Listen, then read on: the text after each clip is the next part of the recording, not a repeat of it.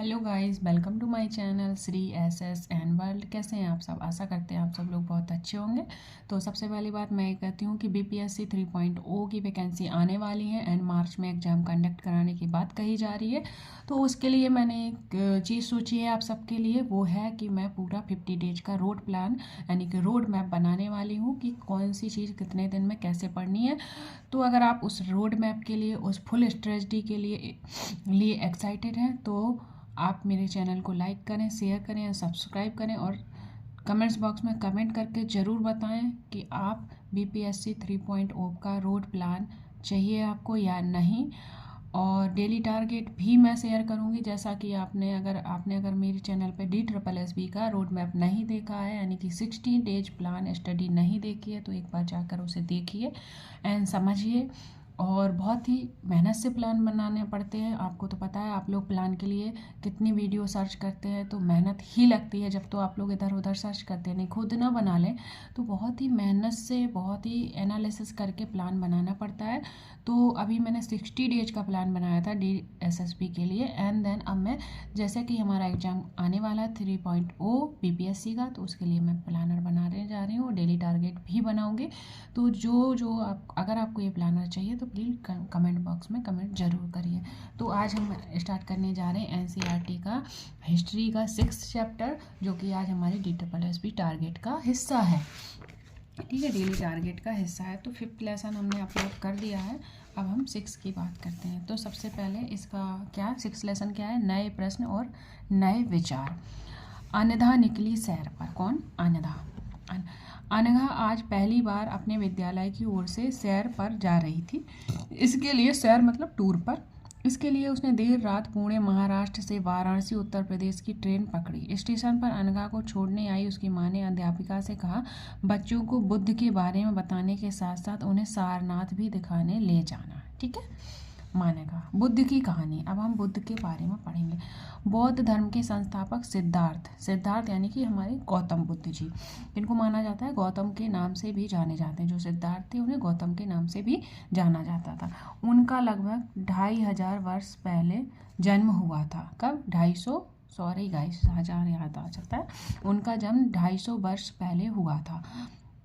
यह वह समय था जब लोगों के जीवन में तेजी से परिवर्तन हो रहे थे, जैसा कि तुमने अध्याय 5 में पढ़ा, अभी जो पढ़ा। महाजनपदों के कुछ राजा इस समय बहुत शक्तिशाली हो गए थे। हजारों सालों के बाद फिर से नगर उभर रहे थे। गांव के जीवन में भी बदलाव आ रहा था, जो अध्याय 9 में हम पढ़ेंगे। बहुत से विचारक इन परिवर्तनों को समझने का प्रयास कर रहे थे। वे जीवन के सच्चे अर्थ को भी जानना चाह रहे थे। बुद्ध क्षत्रिय थे। बुद्ध कौन थे? क्षत्रिय थे और शाक्य कुल के थे। बुद्ध क्षत्रिय थे तथा शाक्य नाम के एक छोटे से गढ़ से संबंधित थे। युवावस्था में ही ज्ञान की खोज में उन्होंने घर के सुखों को छोड़ दिया था।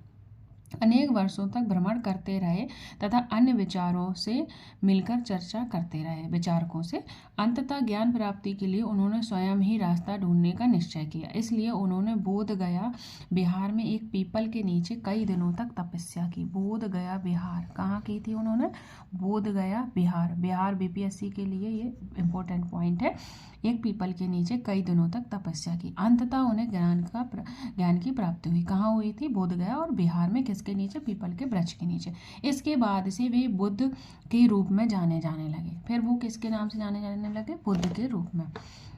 यहाँ से वे वाराणसी के निकट स्थित सारनाथ गए। कहाँ गए? वाराणसी के निकट स्थित सारनाथ गए, जहाँ उन्होंने पहली बार उपदेश दिया। कुशीनारा में मृत्यु, नारा नहीं है, कुशीनगर में मृत्यु से पहले का शेष जीवन उन्होंने पैदल ही एक स्थान से दूसरे स्थान की यात्रा करने और लोगों को शिक्षा देने में व्यतीत किया। ठीक है, ध्यान रखेंगे। तो बुद्ध से भी हम कुछ चीज़ें सीख सकते हैं। बुद्ध जी ने मतलब बहुत से विचारकों से मिलकर चर्चा की, कैसे क्या ज्ञान प्राप्त होगा, लेकिन फिर उन्होंने खुद ही स्वयं ही रास्ता ढूंढा। तो वही बात मैं आपसे कहती हूँ, कोचिंग के पीछे मत भागिए। सब्जेक्ट के लिए आपको स्वयं ही मेहनत करनी पड़ेगी। जितना आप बुक रीडिंग करेंगे स्वयं से, या जो मैं बुक रीडिंग डिट्टो करा रही हूँ, एक प्रकार की हमारी स्वयं से ही बुक रीडिंग मानी जाएगी। तो आप उस वीडियो को ध्यान से सुनेंगे ही, उससे भी बहुत सारी चीज़ें क्लियर हो जाएंगे। ठीक है। बुद्ध ने शिक्षा दी कि यह जीवन कष्टों और दुखों से भरा है और ऐसा हमारी इच्छा और लालसाओं के कारण होता है। मतलब जो हमें कष्ट और दुख मिल रहे हैं वो किस कारण से मिलते हैं? बुद्ध ने कहा इच्छा और लालसाओं, जो हमेशा पूरी नहीं हो सकती। कभी कभी हम जो चाहते हैं वह प्राप्त कर लेने के बाद भी संतुष्ट नहीं होते हैं एवं और अधिक अन्न अथवा अन्य वस्तुओं को पाने की इच्छा करने लगते हैं। बुद्ध ने इस लिप्सा को तृष्णा को तृष्णा कहा है। क्या कहा? लिप्सा को उन्होंने क्या कहा? तृष्णा कहा है। बुद्ध ने शिक्षा दी कि आत्म संयम अपनाकर हम ऐसी लालसा से मुक्ति पा सकते हैं। कैसे? आत्म संयम, हम थोड़ा शांति अपने मन में शांति रखेंगे तो ये लालसाओं से, ये दुख से, तृष्णा से छुट्टी पा सकते हैं। ठीक है, तो उन्होंने दुख का कारण किसको माना? इच्छा और लालसाओं को। उन्होंने लोगों को दयालु होने तथा मनुष्य के साथ साथ जानवरों के जीवन का भी आदर करने की शिक्षा दी। वे मानते थे कि हमारे कर्मों के परिणाम, चाहे वे अच्छे हों या बुरे हों, हमारे वर्तमान जीवन के साथ साथ बाद के जीवन को भी प्रभावित करते हैं। बुद्ध ने अपनी शिक्षा सामान्य लोगों की प्राकृतिक भाषा में दी। जो बुद्ध ने अपनी शिक्षा दी थी वो जो सामान्य लोग थे उनकी भाषा में दी। वो कौन सी भाषा में थी? प्राकृतिक भाषा में। इससे सामान्य लोग भी उनके संदेश को समझ सकें। ठीक है, बुद्ध ने कहा कि लोग किसी शिक्षा को केवल इसलिए नहीं स्वीकार करें कि यह उनका उपदेश है, बल्कि वे उसे अपने विवेक से मापें। आओ देखें उन्होंने ऐसा किस प्रकार किया। मतलब जैसे कि हमने आपको NCERT पढ़ा दी, हमने आपको रोड मैप दे दिया, हमने आपको फुल स्ट्रेटजी बता दी मैंने, और सबसे मेन चीज़ क्या है, मैंने टाइम दे दिया कि 5 बजे से 6 इतना पढ़ना है, 7 से 8 इतना पढ़ना है। लेकिन किसी के पास इस टाइम पे पढ़ना मुमकिन नहीं है। पर जो मैंने रोड मैप दिया है उसके लिए आप अपने टाइम के अनुसार उस रोड मैप को फॉलो करिए। ऐसी बुद्ध कहते हैं कि जो मैंने उपदेश दिया है, जैसा मैंने कहा वैसा मत मानिए, पर जो अच्छी चीज़ें हैं उनको ग्रहण करिए, पर कैसे करना है ये आपके ऊपर है। ठीक है, ये बात कही गई है। सारनाथ स्तूप, इस इमारत को स्तूप के नाम से जाना जाता है। यहीं पर बुद्ध ने अपनी सर्वप्रथम उपदेश दिया था। कहाँ पर दिया था? सारनाथ में। इस घटना की स्मृति में यह स्तूप का निर्माण किया गया। अध्याय 10 में हम इसके बारे में पढ़ेंगे, स्तूप के बारे में। तो सारनाथ में सबसे पहले बुद्ध ने अपना उपदेश दिया था। किसा गौतमी की कहानी, किसकी? किसा गौतमी की कहानी। इससे क्वेश्चन बनते हैं तो ध्यान से पढ़ेंगे, सुनेंगे। यह बुद्ध के विषय में एक प्रसिद्ध कहानी है। एक समय की बात है, किसा गौतमी नामक एक स्त्री का पुत्र मर गया। इस बात से वह इतनी दुखी हुई कि वह अपने बच्चे को गोद में लिए नगर की सड़क पर घूम घूम कर लोगों से प्रार्थना करने लगी कि कोई उसके पुत्र को जीवित कर दे। एक भला व्यक्ति उसे बुद्ध के पास ले गया। बुद्ध ने कहा, मुझे एक मुट्ठी सरसों के बीज लाकर दो, मैं तुम्हारे पुत्र को जीवित कर दूंगा। किसा गौतमी बहुत प्रसन्न हुई, पर जैसे ही वह बीज लाने के लिए जाने लगी तभी बुद्ध ने उसे रोका और कहा, ये बीज एक ऐसे घर से मांग कर लाओ जहाँ किसी की मृत्यु ना हुई हो। किसा गौतमी एक दरवाजे से दूर से दरवाजे गई, लेकिन वहाँ जहाँ भी गई उसने पाया हर घर में किसी न किसी के पिता, माता, बहन, भाई, पत्नी, बच्चे, चाचा, चाची, दादा, दादी की मृत्यु हुई थी। बुद्ध दुखी माँ को क्या शिक्षा देने का प्रयास कर रहे थे ये आप समझ गए होंगे। अब भारतीय दर्शन की 6 पद्धति यानी कि 60 दर्शन, ये इम्पोर्टेंट है, सुनना ध्यान से। ठीक है, सदियों से भारत द्वारा सत्य की बौद्धिक खोज का प्रतिनिधित्व दर्शन की 6 शाखाओं ने किया। ये कौन कौन सी? वैशेषिक न्याय, सांख्य, योग, पूर्व मीमांसा एंड वेदांत या उत्तर मीमांसा के नाम से जाना जाता है। दर्शन की इन 6 पद्धतियों को क्रमशः ऋषि कणद यानी कि वैशेषिक को किसने दिया था? ऋषि कणद ने। न्याय को गौतम ने। सांख्य को कपिल मुनि ने। योग को पतंजलि ने। और पूर्व मीमांसा को जैमिनी ने। और वेदांत या उत्तर मीमांसा को किसने दिया था? व्यास द्वारा दिया गया था। ठीक है, ये आपको एक नोटबुक में लिख लेना है जिससे आप कंफ्यूज ना हो।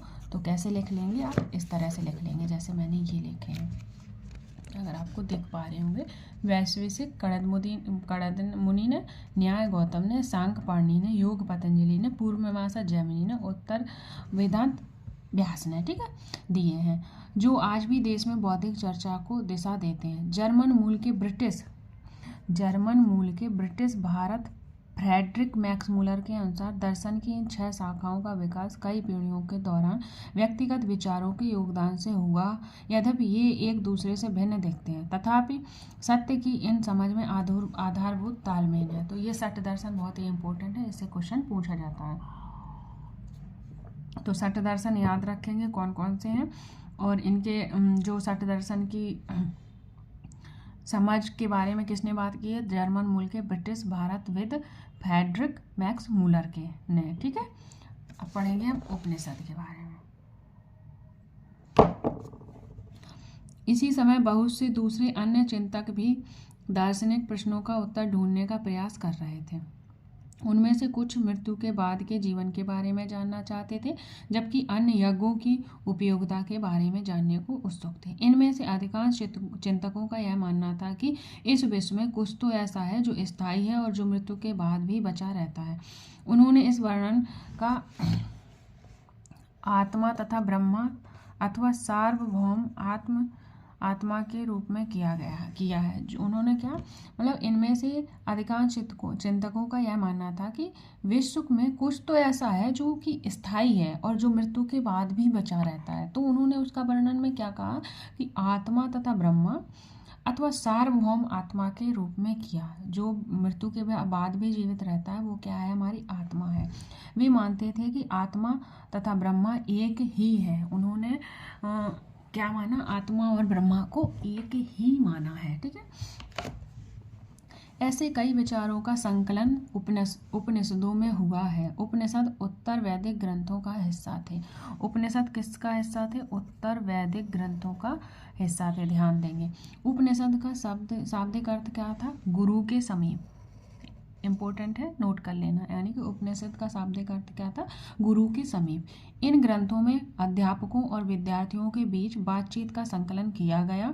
प्रायः यह विचार सामान्यतः वार्तालाप के रूप में प्रस्तुत किया गया। बुद्धिमान भिखारी, यह वार्तालाप छांदोग उपनिषद नामक प्रसिद्ध उपनिषद की एक कहानी पर आधारित है। तो ध्यान देंगे, छांदोग उपनिषद का है, ये पूछ लेता है। ठीक है,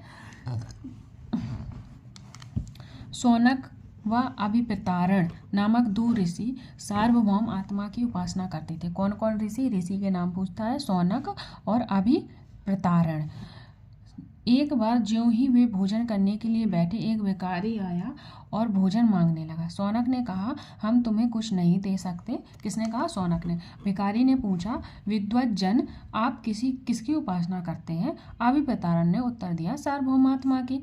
ओह, इसका मतलब आप यह जानते हैं कि यह सार्वभौम आत्मा संपूर्ण विश्व में विद्यमान है। ऋषियों ने कहा, हाँ हाँ, हम यह जानते हैं। भिखारी ने फिर पूछा, अगर यह सार्वभौम आत्मा संपूर्ण विश्व में विद्यमान है तो यह मेरे अंदर भी विद्यमान है। मैं कौन हूँ, मैं इस विश्व का एक भाग ही तो हूँ।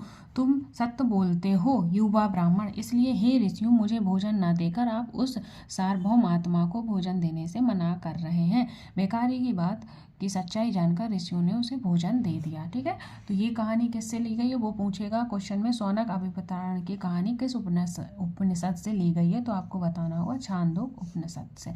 और बुद्धिमान भिखारी की कहानी में कौन से 2 ब्राह्मण की है, तो शौनक और अभिप्रतारण की। ठीक है,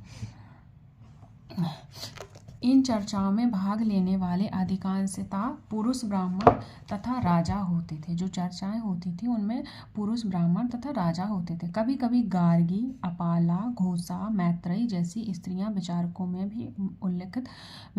का भी उल्लेख मिलता है। किसका स्त्री जो विचारक थी, गार्गी, अपाला, घोषा, मैत्रेयी। ध्यान रखेंगे, गार्गी, अपाला, मैत्रेयी, घोषा, जो अपनी विद्वत्ता के लिए जानी जाती थी और वाद विवाद में भाग लिया करती थी। निर्धन व्यक्ति इस तरह के वाद विवाद में बहुत कम हिस्सा लेते थे।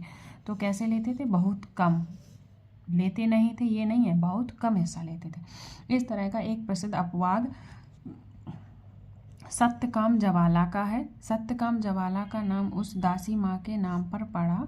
सत्यकाम के मन में सत्य जानने की तीव्र जिज्ञासा उत्पन्न हुई। गौतम नामक एक ब्राह्मण ने उन्हें अपने विद्यार्थी के रूप में स्वीकार किया। तो सत्यकाम जवाला के जो गुरु थे वो कौन थे, गौतम। ठीक है, याद रखना। तथा वह अपने समय के सर्वाधिक प्रसिद्ध विचारकों में से एक बन गए। उपनिषदों के कई विचारों का विकास के बाद प्रसिद्ध विचारक शंकराचार्य के द्वारा किया गया, जिनके बारे में तुम कक्षा 7 में पढ़ोगे। ठीक है, कक्षा 7 में हम पढ़ेंगे किसके बारे में, शंकराचार्य के बारे में। तो सत्यकाम जवाला के गुरु कौन थे, गौतम थे। ठीक है, गौतम नाम का ब्राह्मण था, गौतम बुद्ध नहीं थे। ठीक है, ध्यान रखना। व्याकरणविद पाणिनि, व्याकरणविद पाणिनि। आई होप ये 6 लेसन, मतलब ये जो 6 क्लास की एनसीईआरटी है बहुत ही इंपॉर्टेंट है, इससे सबसे ज़्यादा क्वेश्चन बनते हैं। ठीक है, इस युग में कुछ अन्य विद्वान भी खोज कर रहे थे। उन्हीं प्रसिद्ध विद्वानों में एक पाणिनि ने संस्कृत भाषा के व्याकरण की रचना की। पाणिनि ने किसकी रचना की, संस्कृत भाषा के व्याकरण की रचना की। ठीक है, उन्होंने स्वरों तथा व्यंजनों को एक विशेष क्रम में रखा, स्वर और व्यंजन को विशेष क्रम में रखा, उनके आधार पर सूत्रों की रचना की। ये सूत्र बीज गणित के सूत्र से काफ़ी मिलते जुलते हैं। किससे, बीज गणित के सूत्र से काफ़ी मिलते जुलते हैं। ध्यान रखेंगे, जिन्हें पता नहीं होगा वे इस लाइन को, अगर एग्जाम में ये लाइन आई तो उसे गलत ही करके आएंगे, क्योंकि कहेंगे कि संस्कृत और बीज गणित में क्या सिमिलरिटी है। ठीक है, तो आप लोग ध्यान रखना, सूत्र बीज गणित के सूत्रों से काफ़ी मिलते जुलते थे। किसके, जो पाणिनि ने संस्कृत भाषा में व्याकरण लिखी थी। इसका प्रयोग कर उन्होंने संस्कृत भाषा के प्रयोग के नियम लघु सूत्रों को लगभग 3000 साल पहले लघु प्रयोगों के नियम लघु सूत्र के रूप में लिखे हैं। ठीक है, किसने, पाणिनि ने। अब हम बात करते हैं जैन धर्म के बारे में, बौद्ध धर्म के बारे में पढ़ें। जैन धर्म इस युग में अर्थात लगभग 250 वर्ष पूर्व जैन धर्म के 24वें तथा अंतिम तीर्थंकर वर्धमान महावीर ने अपने विचारों का प्रसार किया। तो अंतिम 24वें तीर्थंकर थे। तो अगर पूछता है कि कुल कितने तीर्थंकर थे, तो कितने होंगे, 24 ही होंगे। ठीक है, तो अंतिम कौन थे, वर्धमान महावीर। वह बज्जी संघ के लिच्छवी कुल के एक क्षत्रिय राजकुमार थे। तो कहाँ के थे, बज्जी संघ के और लिच्छवी कुल के, और भी शाक्य के थे, गौतम बुद्ध। इस संघ के विषय में तुमने अध्याय 5 में पढ़ा है, बज्जी के बारे में पढ़ा था हमने। 30 वर्ष की आयु में उन्होंने घर छोड़ दिया तथा और जंगल में रहने लगे। 12 वर्ष तक उन्होंने कठिन एवं एकांकी जीवन व्यतीत किया। इसके बाद उन्हें ज्ञान प्राप्त हुआ। उनकी शिक्षा सरल थी। सत्य जानने की इच्छा रखने वाले प्रत्येक स्त्री व पुरुष को अपना घर छोड़ देना चाहिए। ठीक, उन्होंने कहा था जो सत्य जानने की इच्छा रखते हैं उनके प्रत्येक स्त्री पुरुष को घर छोड़ देना चाहिए। उन्हें अहिंसा के नियमों का कड़ाई से पालन करना चाहिए, अर्थात किसी जीव को ना तो कष्ट देना चाहिए और ना ही उसकी हत्या करनी चाहिए। महावीर का कहना था कि सभी जीव जीना चाहते हैं, कोटेशन है ये, बहुत अच्छे से ध्यान रखना। महावीर का कहना था कि सभी जीव जीना चाहते हैं और सभी के लिए जीवन प्रिय है। ठीक है, महावीर ने अपनी शिक्षा प्राकृतिक में दी, इन्होंने भी अपनी शिक्षा प्राकृतिक भाषा में दी। यही कारण है कि साधारण जन भी उनके तथा उनके अनुयायियों की शिक्षाओं को समझ सके। देश के अलग अलग हिस्सों में प्राकृतिक के अलग अलग रूप प्रचलित थे। प्रचलन क्षेत्र के आधार पर ही उनके अलग अलग नाम थे। जैसे मगध में बोली जाने वाली प्राकृतिक मगधी कहलाती थी। जो मगध में प्राकृतिक बोली जाती थी उसे मगधी कहते थे। तो ध्यान गाइस, एक चीज़ का याद रखेंगे, बौद्ध और जैन की सिमिलरिटी के बारे में भी क्वेश्चन आ जाता है कि इनमें क्या समानताएं थी, और वो आपको लाइन देगा और पूछेगा क्या ये दोनों समानताएं दोनों में थी या नहीं थी, और असमानताओं पे भी क्वेश्चन बन जाता है। ठीक है, तो दोनों को ध्यान से पढ़ेंगे। जैन नाम से जाने गए महावीर के अनुयायियों को भोजन के लिए भिक्षा मांगकर सादा जीवन बिताना होता था। उन्हें पूरी तरह से ईमानदार होना पड़ता था तथा चोरी ना करने की उन्हें सख्त हिदायत थी। उन्हें ब्रह्मचर्य का पालन करना होता था। पुरुषों को वस्त्रों सहित सब कुछ त्याग देना पड़ता था। जो पुरुष थे उन्हें वस्त्रों के सहित सब कुछ त्याग देना पड़ता था। अधिकांश व्यक्तियों के लिए ऐसे कड़े नियमों का पालन करना बहुत कठिन था। फिर भी हजारों व्यक्तियों ने इस नई जीवन शैली को जानने और सीखने के लिए अपने घरों को छोड़ दिया। कई अपने घरों पर ही रहे और भिक्षु भिक्षुणी बने लोगों को भोजन प्रदान कर उनकी सहायता करते रहे। मुख्यतः व्यापारियों ने जैन धर्म का समर्थन किया। किसने? व्यापारियों ने। ठीक है, किसानों के लिए यह नियम पालन अत्यंत कठिन था। क्यों था? क्योंकि खेती किसानी में जीव जंतु मर जाते हैं, इसलिए। क्योंकि फसल की रक्षा के लिए उन्हें कीड़ों मकोड़ों को मारना पड़ता था। बाद की सदियों में जैन धर्म उत्तर भारत के कई हिस्सों के साथ साथ गुजरात, तमिलनाडु, कर्नाटक में भी फैल गया। ध्यान देंगे कहाँ कहाँ फैला जैन धर्म, उत्तर भारत में तो था ही, उसके साथ साथ गुजरात, तमिलनाडु, कर्नाटक में भी फैल गया। महावीर तथा उनके अनुयायियों की शिक्षा कई शताब्दियों तक मौखिक रूप में ही रही। वर्तमान रूप में उपलब्ध जैन धर्म की शिक्षाएं लगभग 1500 वर्ष पूर्व गुजरात में वल्लभी नामक स्थान पर लिखी गई हैं। जो जैन धर्म की शिक्षाएं हैं वो 1500 वर्ष पूर्व गुजरात के वल्लभी नामक स्थान पर लिखी गई थी। देखो जैन शब्द जिन से निकला है। जो जैन शब्द किससे निकला है? जिन से निकला है। जिन का अर्थ क्या होता है? विजेता। महावीर के लिए जिन शब्द का प्रयोग क्यों किया गया आप सब ये बताएंगे। संघ के बारे में पढ़ेंगे। तो महावीर तथा बुद्ध दोनों का ही मानना था, ध्यान देंगे ये सिमिलरिटी के बारे में है। महावीर तथा बौद्ध दोनों का मानना था कि घर का त्याग करने पर ही सच्ची ज्ञान की प्राप्ति हो सकती है। ऐसे लोगों के लिए उन्होंने संघ नामक संगठन बनाया जहां घर त्याग करने वाले लोग एक साथ रह सकें। संघ में रहने वाले बौद्ध भिक्षुओं के लिए बनाए गए नियम विनय पिटक नामक ग्रंथ में, जो संघ में बौद्ध भिक्षु आकर रहते थे उनके नियम कहाँ थे? विनय पिटक में। जो बौद्ध पिटक था बौद्ध भिक्षु का, वो उनके नियम किस में थे? बौद्ध के विनय पिटक ग्रंथ में। ठीक है, विनय पिटक से हमें पता चलता है कि संघ में पुरुषों और स्त्रियों को रहने की अलग अलग व्यवस्था थी। सभी व्यक्ति संघ में प्रवेश ले सकते थे। हालांकि संघ में प्रवेश के लिए बच्चों को अपने माता पिता से, दासों को अपने स्वामी से, राजा के यहाँ काम करने वालों को राजा से, कर्जदारों को देनदारों से अनुमति लेनी होती थी। एक स्त्री को इसके लिए अपने पति से अनुमति लेनी होती थी। ठीक है, संघ में प्रवेश लेने वाले स्त्री पुरुष बहुत सादा जीवन जीते थे। वे अपना अधिकांश समय ध्यान करने में बिताते थे और दिन के एक निश्चित समय में वे शहरों तथा गांवों में जाकर भिक्षा मांगते थे। यही कारण है कि उन्हें भिक्षु या भिक्षुणी, साधु के लिए प्राकृतिक शब्द कहा गया है। साधु के लिए प्राकृतिक शब्द क्या था? भिक्षु और भिक्षुणी कहा गया है। वे आम लोगों को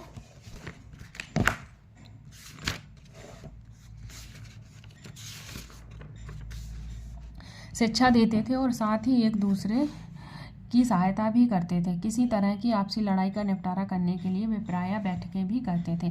संघ में प्रवेश लेने वाले ब्राह्मण, क्षत्रिय, व्यापारी, मजदूर, नाई, गणकाएं, दास शामिल थे। इनमें से कई लोगों ने बुद्ध की शिक्षाओं के विषय में लिखा तथा कुछ लोगों ने संघ में अपने जीवन के विषय में सुंदर कविताओं की रचना की। ठीक है, अब हम पढ़ेंगे बिहार के बारे में। वो बिहार नहीं, बिहार, बौद्ध बिहार।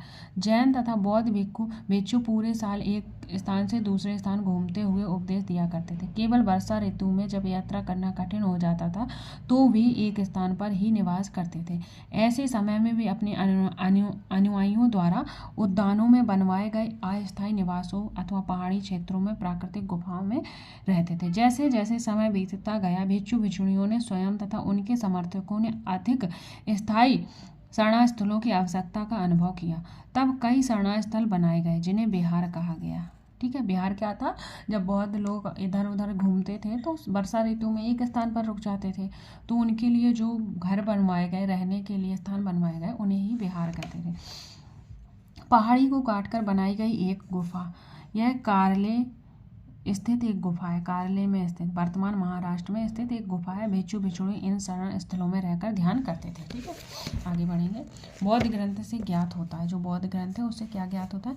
जिस तरह महासागरों में मिलने पर नदियों की अलग अलग पहचान समाप्त हो जाती है, ठीक उसी तरह बुद्ध के अनुयायी जब भिक्षुओं की श्रेणी में प्रवेश करते थे, वर्ण श्रेणी का और परिवार का सब त्याग हो जाता है। मतलब बौद्ध भिक्षु जो थे, अगर तुम संघ में प्रवेश कर रहे हो, बौद्ध के उसमें शामिल हो रहे हो, तो वहाँ पे आपकी वर्ण व्यवस्था, कोई वर्ण व्यवस्था नहीं थी, सिर्फ एक ही था, वो आप बौद्ध भिक्षु थे। ठीक है, तो वर्ग श्रेणी का वहाँ भेदभाव नहीं था। लकड़ी के बनाए गए तथा बाद में इनके निर्माण में ईंट का प्रयोग किया गया। तो पहले बौद्ध विहार किसके बने थे? लकड़ी के, और बाद में इनका निर्माण ईंट में हुआ था। ये क्वेश्चन पूछा गया है, ध्यान से पढ़ना। पश्चिम भारत में विशेष कर कुछ बिहार पहाड़ियों को खोदकर बनाए गए थे। पश्चिम बिहार में कुछ बिहार पहाड़ियों को खोदकर बनाए गए थे। प्रायः किसी धनी व्यापारी, राजा अथवा भूस्वामी द्वारा दान में दी गई भूमि पर बिहार का निर्माण होता था। स्थानीय व्यक्ति भिक्षु भिक्षुणियों के लिए भोजन, वस्त्र तथा दवाइयाँ लेकर आते थे, जिसके बदले ये भिक्षु और भिक्षुणी लोगों को शिक्षा देते थे। आगे आने वाली शताब्दियों में बौद्ध धर्म उपमहाद्वीपों के विभिन्न हिस्सों के साथ साथ बाहरी क्षेत्रों में भी फैला था, यानी कि फैल गया था। इस समय बौद्ध धर्म की एक नई धारा महायान का विकास हुआ। किसका विकास हुआ? हमें यहाँ पर महायान का। इसकी दो मुख्य शाखाएं और थीं। जो महायान था उसकी दो मुख्य शाखाएं और थीं। पहला था, जो महायान में दो शाखाएं थी, उसमें से जो पहला था, मूर्तियों में बुद्ध की उपस्थिति सिर्फ कुछ संकेतों के माध्यम से दर्शाई जाती थी। जो पहले थे उन्होंने क्या किया, जो मूर्तियों में बुद्ध की उपस्थिति सिर्फ संकेतों के माध्यम से दर्शाते थे। मिसाल के तौर पर उनकी निर्वाण प्राप्ति थी तो वो पीपल के पेड़ की मूर्ति, यानी कि जो ज्ञान प्राप्त हुआ था वो पीपल के पेड़ के नीचे हुआ था, तो वो एक सिंबल बन गया।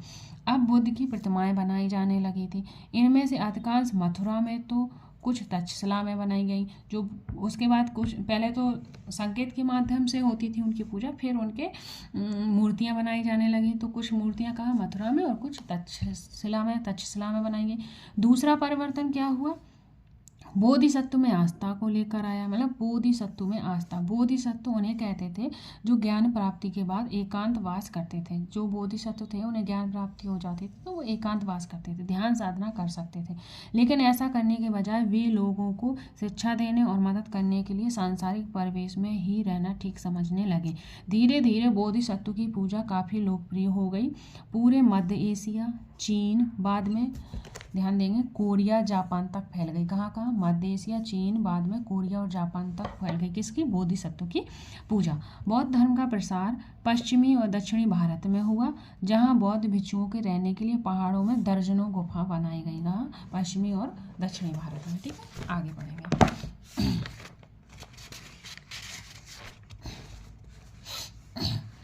बौद्ध धर्म दक्षिण पूरब की ओर, कहाँ? दक्षिण पूरब की ओर श्रीलंका, म्यांमार, थाईलैंड, इंडोनेशिया सहित दक्षिण पूर्व एशिया के अन्य भागों में भी फैल गया। दक्षिण पूर्व में कहाँ तक? श्रीलंका, म्यांमार, थाईलैंड, इंडोनेशिया सहित दक्षिण पूर्व एशिया के अन्य भागों में भी फैला। थेरवाद नामक बौद्ध धर्म का आरंभिक रूप इन क्षेत्रों में कहीं अधिक प्रचलित था। जो थेरवाद नामक बौद्ध धर्म था वो आरंभिक रूप से इन क्षेत्रों में अधिक प्रचलित था। ये जो क्षेत्र बताएं इनमें थेरवाद नामक बौद्ध धर्म प्रचलित था। तीर्थयात्री वे स्त्री पुरुष होते थे जो प्रार्थना के लिए पवित्र स्थानों की यात्रा किया करते थे। इसी तरह भारत की यात्रा में आया चीनी बौद्ध तीर्थयात्री फासियन। कौन आया था? चीनी यात्री फासियन। काफ़ी प्रसिद्ध था। वह करीब 1600 साल पहले आया। स्वयं इत्सिंग 1400 साल पहले भारत आया। उसके करीब 50 साल बाद इत्सिंग आया। ध्यान देंगे, सबसे पहले कौन? फासियन आया था। कब? 1600 साल पहले। स्वयं इत्सिंग आया 1400 साल पहले, और फिर 50 साल बाद, इन सब के 50 साल बाद कौन आया? इत्सिंग। वे सब बौद्ध के जीवन से जुड़ी जगहों और प्रसिद्ध मठों को देखने के लिए भारत आए थे। इनमें से प्रत्येक तीर्थयात्री ने अपनी यात्रा का वर्णन लिखा। इन्होंने अपनी यात्रा के दौरान कई मुश्किलों के बारे में भी लिखा। इन यात्राओं में कई वर्ष लग जाया करते थे। जिन देशों और मठों में उन्होंने देखा कि उनके बारे में उन्होंने लिखा है, उन किताबों के बारे में भी उन्होंने लिखा है जिन्हें वे अपने साथ ले गए। तो ये ध्यान रखेंगे कौन कब आया था, क्योंकि इनका सीरीज बाय क्वेश्चन बन जाता है इनका। ठीक है, अब हम पढ़ेंगे नालंदा विश्वविद्यालय। शिक्षा का एक विशिष्ट केंद्र क्या था? नालंदा। स्वयं इत्सिंग तथा अन्य तीर्थयात्रियों ने उस समय के सबसे प्रसिद्ध बौद्ध विद्या केंद्र नालंदा बिहार में अध्ययन किया। कहाँ किया? नालंदा बिहार में अध्ययन किया। उसने नालंदा के बारे में इस प्रकार लिखा है, यहाँ के शिक्षक योग्यता तथा बुद्धि में सबसे आगे हैं। बुद्ध के उपदेशों का वह पूरी ईमानदारी से पालन करते हैं। मठ के नियम काफ़ी सख्त हैं, ठीक है, जिन्हें सबको मानना पड़ता है। पूरे दिन वाद विवाद चलते ही रहते हैं, जिसे युवा और वृद्ध दोनों ही एक दूसरे की मदद करते हैं। विभिन्न शहरों में विद्वान लोग अपनी शंकाएं दूर करने यहाँ आते हैं। नए अंगुतकों से पहले द्वारपाल कठिन प्रश्न पूछता है। जो शिष्य होते हैं, जो अंदर जाते हैं, तो उनसे पहले द्वारपाल ही कठिन प्रश्न पूछता है, उसके बाद अंदर जाने की अनुमति मिलती है। जब वे द्वारपाल को सही उत्तर दे पाते हैं, 10 में 7-8 सही उत्तर नहीं दे पाते, 10 में से 7-8 सही उत्तर नहीं दे पाते, उन्हें अंदर नहीं जाने देंगे द्वारपाल। ठीक है, तो ध्यान रखना। तो ये क्वेश्चन बन जाता है कि जब नालंदा विश्वविद्यालय में प्रवेश करते हैं तो द्वारपाल उनसे प्रश्न पूछता है, तो ये सत्य है। ठीक है, आगे बढ़ेंगे। जीवन के चरण यानी कि आश्रम। आश्रम इम्पोर्टेंट है, ये ध्यान रखना। आश्रम शब्द का तात्पर्य जीवन के चरण से है। जो आश्रम है उसका तात्पर्य क्या है? जीवन के चरण से। ब्रह्मचर्य, गृहस्थ, वानप्रस्थ, संन्यास, ये 4 आश्रमों की व्यवस्था। ब्रह्मचर्य के अंतर्गत ब्राह्मण, क्षत्रिय, वैश्य से यह अपेक्षा की जाती थी कि इस चरण के दौरान सादा जीवन बिताकर वेदों का अध्ययन करेंगे। ठीक है। गृहस्थ आश्रम, विवाह कर एक गृहस्थ के रूप में रहना होता था। वानप्रस्थ, जंगल में रहकर साधना करनी थी और उन्हें सब कुछ त्याग सन्यासी बन जाना था। आश्रम व्यवस्था, जो सन्यास था, सन्यास में क्या होता था? सब कुछ त्याग कर सन्यासी बन जाते थे। आश्रम व्यवस्था ने लोगों को अपने जीवन का कुछ हिस्सा ध्यान में लगाने पर बल दिया। ठीक है, तो आश्रम व्यवस्था में चार चरण थे: ब्रह्मचर्य, गृहस्थ, वानप्रस्थ तथा संन्यास। ब्रह्मचर्य में ब्राह्मण, क्षत्रिय, वैश्य से अपेक्षा की जाती थी। गृहस्थ विवाह करके, वानप्रस्थ जंगल में रहकर साधना करना, एंड संन्यास सब कुछ त्याग कर चले जाना। अब उपयोगी इंपॉर्टेंट पॉइंट: तृष्णा प्राकृतिक भाषा थी। आत्मा सार्वभौमिक है। ब्रह्मा के बारे में उपनिषद, जैन, अहिंसा, भिक्षु, संघ, विहार, आश्रम के बारे में इसमें हमने जाना। और इम्पोर्टेंट हमारी डेट्स कौन कौन सी हैं? उपनिषद के विचार, जैन, महावीर तथा बुद्ध का 250 साल पहले, एंड जैन ग्रंथों का लेखन 1500 साल पहले। तो गाइस, आई होप आपको ये मेरा लेसन समझ में आया होगा। तो अगर आपको ये लेसन हमारा समझ में आया है तो प्लीज़ कमेंट बॉक्स में कमेंट करिए, लाइक करिए, शेयर करिए, सब्सक्राइब करिए, और ये वीडियो आप ज़रूर से ज़रूर देखिए, ध्यान से पढ़िए, जिससे आप आने वाले सारे एग्ज़ाम आसानी से क्वालिफाई कर सकें। So thank you guys, take care, bye bye.